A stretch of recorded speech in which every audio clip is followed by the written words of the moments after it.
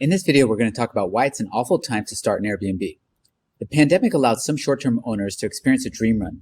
Places were booked solid and prices were high as families were desperate to get away, often to really rural places. In particular, during the pandemic, you saw a lot of people interested in visiting rural, outdoorsy places like Lake Arrowhead, Palm Springs, Joshua Tree, Sedona, Napa, Park City, and Fort Worth. Some of these places got super popular and commanded absurdly high prices, sometimes 2 or 3 times what they saw before the pandemic.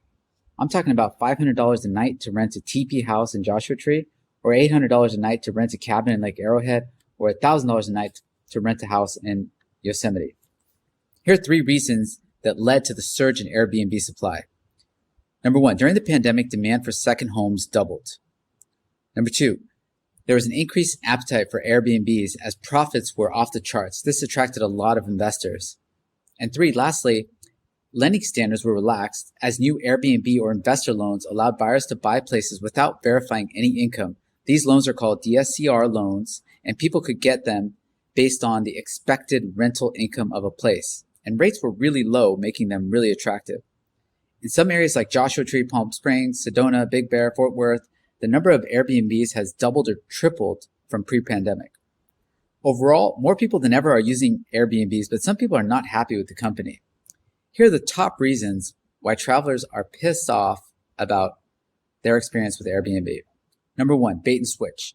They look at the site and they see $200 a night, and then they go to book and the fees pile in, and some of them are outrageous. That $200 a night goes to nearly $400 a night. For example, that $200 a night could add easily $125 for cleaning plus $75 in fees from Airbnb, and you don't see that until the last page.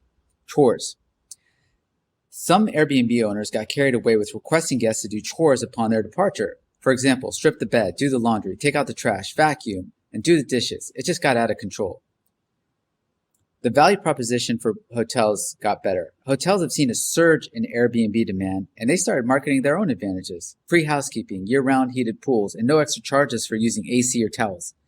In a lot of cases, Airbnbs have become more expensive than going to hotels, and it's just not worth it for some people anymore.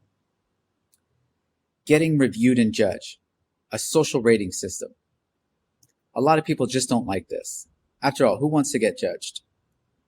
Consistency. All it takes is one bad experience where you show up to a place and it's not what you were expecting. Classic bait and switch. It happens all the time with Airbnb. Here's 7 reasons why it can absolutely suck to be an Airbnb owner right now. Travel trends have changed. Now that the pandemic is over, people don't want to go to some of the rural places that were huge during the pandemic. If you were stuck inside for 2 years, why would you want to go to Joshua Tree and pay $500 a night to stay in a teepee house all by yourself?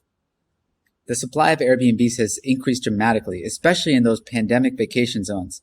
When investors saw people paying $500 a night to stay in a teepee or Airstream, what do you think happened? Tons of new supply. Travelers are pissed and moving back to hotels. Cities are getting nasty with their regulations and neighbors are uniting. Utility costs have soared. Electricity and gas prices have increased dramatically. Some places that have a pool have to justify paying $800 a month for pool heating. No joke, some owners in Palm Springs are paying $800 a month to heat their pool. Cleaning costs have gone up. This is just a classic tale of supply and demand and shortage of labor. Lots of competition on Airbnb. There's more supply, you got to up your game. You just can't get away with a mediocre experience. If you add all this up, it's harder than ever to run a profitable short-term rental. Bottom line, Airbnb is still gaining new users, but it's more competitive than ever. You can still be profitable, but just don't expect it to be easy. Make sure you know what you're getting into before buying. Don't expect to rent a place for 25 days a month in the beginning. It takes time to build reviews and get a good reputation. It's hard to be hands-off with Airbnb. Even if you have a management company, be prepared to get a call Sunday morning about sewage backup. One of the biggest misconceptions owners have is that this can be a turnkey business. Even if you have a management company, it's not turnkey. You are going to have to be hands-on. It's a business. You have to get involved. Thanks so much for watching my video. I'm going to have plenty more. Please subscribe if you enjoyed it. Thanks so much.